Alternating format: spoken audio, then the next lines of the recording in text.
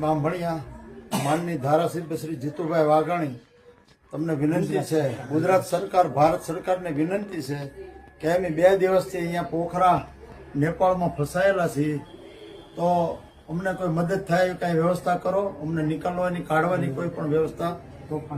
તોફાન અહીં બરાબરનું થઈ ગયેલું છે અને અમે કઈ હોટલમાં ફસાઈ ગયા છીએ. આ એક હોટલમાં છીએ અને ખર્ચા બી ઘણા છે અહીંયા, તો અમને કઈ ગમે રીતે કઈ અહીંથી બહાર નીકળે, બોર્ડર પાસ થાય એવી કોઈ વ્યવસ્થા કરો.